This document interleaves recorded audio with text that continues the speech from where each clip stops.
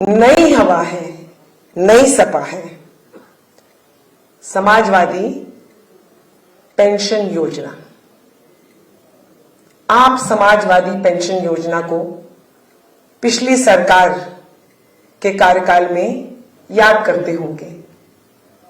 क्या थी यह पेंशन योजना? 500 रुपया महीना, 6,000 रुपया साल। अब इस पेंशन योजना ने एक नया रूप ले लिया।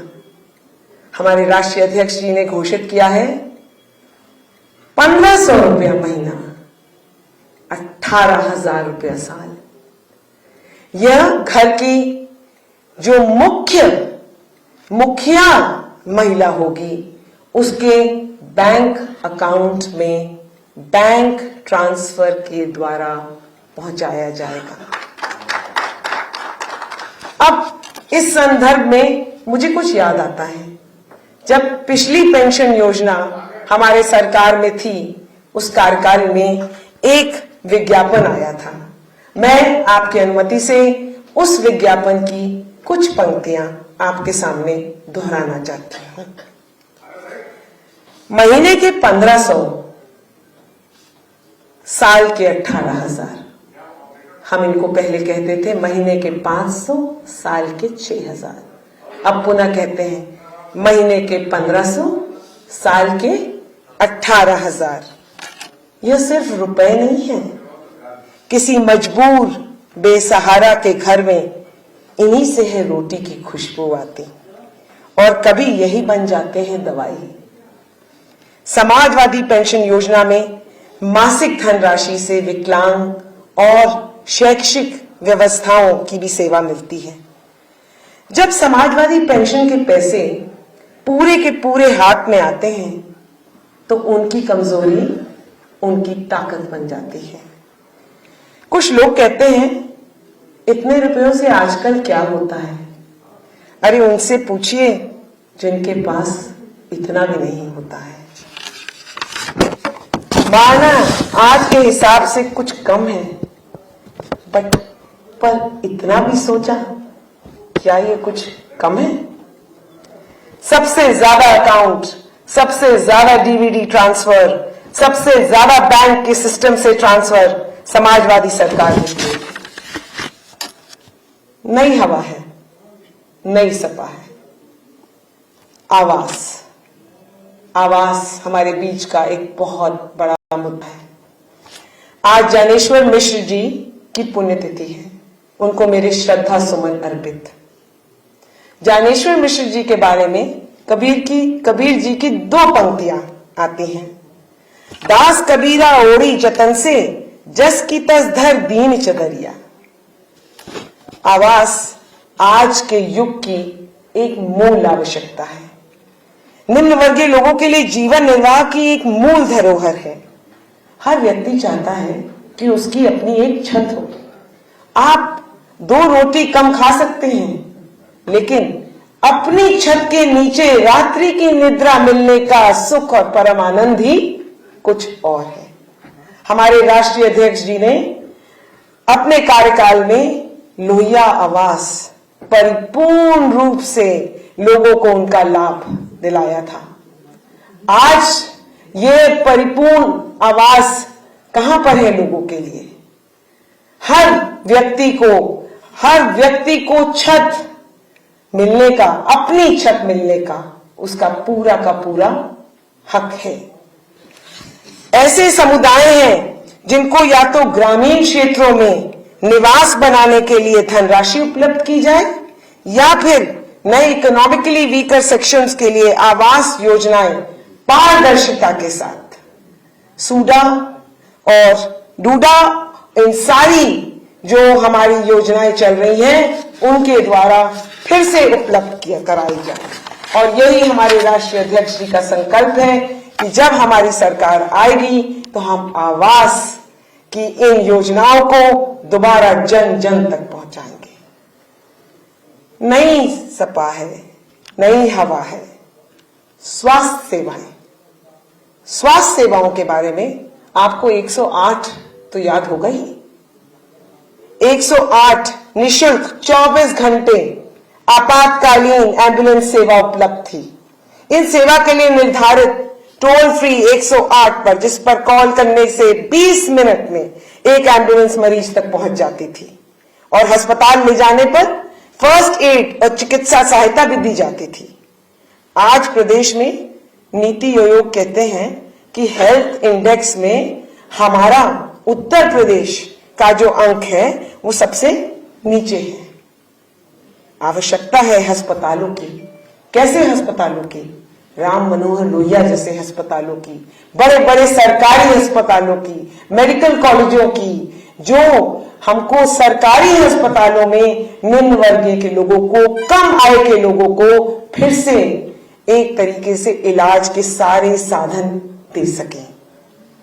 हमारी समाजवादी सरकार ने दोनों ही श्रेणी में, प्राइवेट अस्पतालों में और सरकारी अस्पतालों में कार्य हुआ था, लेकिन राष्ट्रीय अध्यक्ष जी ने ये फिर से ठाना है कि हम पुनः सरकार आने पर स्वास्थ्य प्रणालियों को फिर से स्थापित करेंगे, जिससे कोई भी गरीब फिर से बीमारी के अंधेरे में लुप्त ना हो जाए। नई हवा है, नई सपा है। समाजवादी पार्टी में पहले हम स्वच्छ और सुंदर निर्माण कार्यों का आनंद लेने के लिए भरपूर प्रयास किया गया है। शहर में आपको याद तो होगा हमारे साइकिल पथ, आपको याद है हमारे साइकिल पथ, जिन पे जो राष्ट्रीय अध्यक्ष जी ने इतने कठिन परिश्रम के साथ पूरे शहरी इलाकों में जिनका निर्माण किया था। कहां है वो साइकिल पथ? या तो वो ध्वस्त कर दिए गए या वो बीच में कहीं मध्य ही छोड़ दिए गए। यह समझ लीजिए कि ये इस समय जो हमारे 4 पहियों वाले वाहन नहीं चला सकते हैं या जो अपने जीवोपार्जन के लिए पैदल या 2 पहियों से अपने निवास स्थान से अपने कार्यस्थल पे जाना चाहते हैं, उनके लिए ये यातायात के साधन से पहुंचने के लिए क्या उनके लिए जगह सी भी जगह नहीं है? सड़क पर किंची मात्र भी जगह नहीं है। हमारी समाजवादी सरकार जब आएगी तो ये पुनः साइकिल पथों की व्यवस्था करेगी। प्रबंध इतना सौंदर्यकरण और भव्य होगा कि बढ़ती कीमतों को देखते हुए व प्रदूषण को देखते हुए साइकिल पथ हमारे शहरों में एक नए विकल्प के रूप में धारण होगा।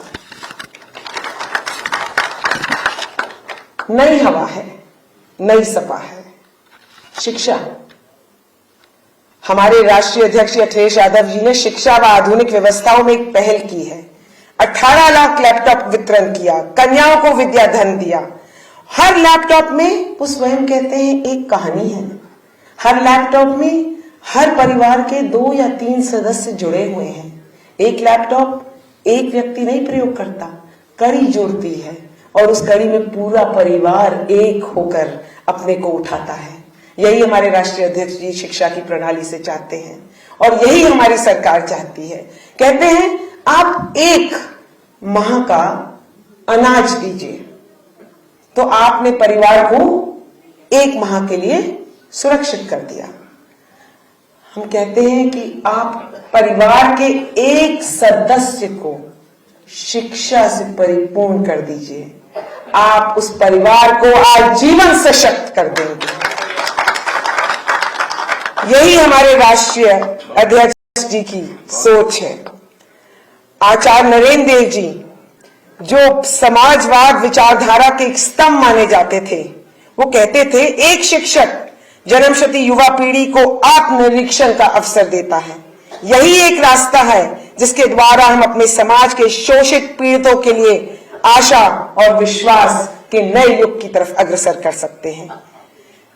राइट टू एजुकेशन हमारे प्रदेश में पूर्ण रूप से प्रतिबंध होना चाहिए।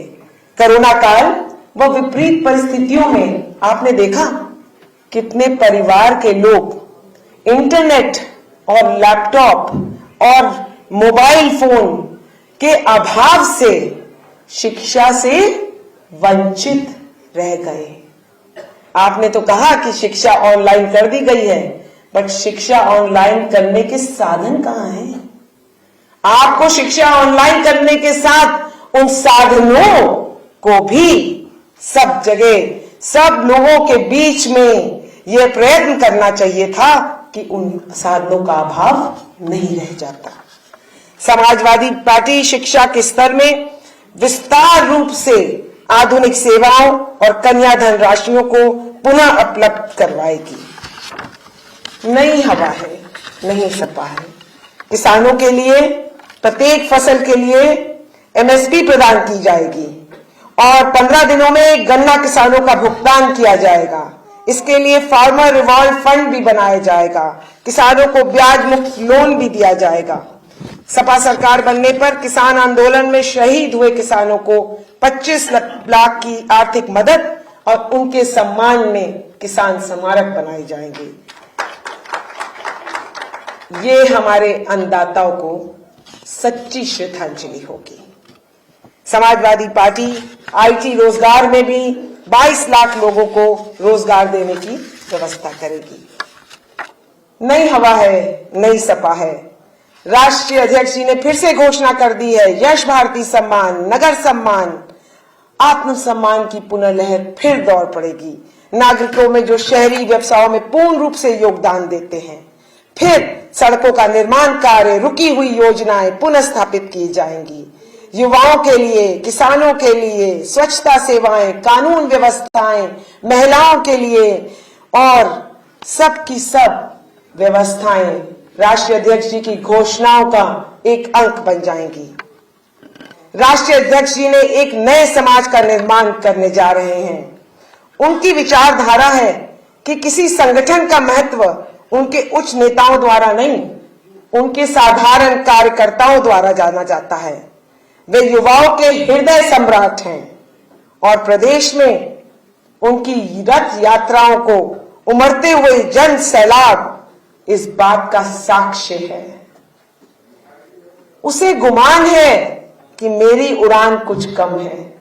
गौर कीजिएगा, राष्ट्रीय अध्यक्ष जी के विषय में मैं कह रही हूं ये दो पंक्तियां। उनके जन सैलाब को देखते हुए, उनकी रथ यात्रा को देखते हुए कह रही हूं मैं, उसे गुमान है कि मेरी उड़ान कुछ कम है। मुझे यकीन है कि यह आसमां भी कुछ कम है। उत्तर प्रदेश का जनादेश आ रहे हैं अखिलेश। धन्यवाद।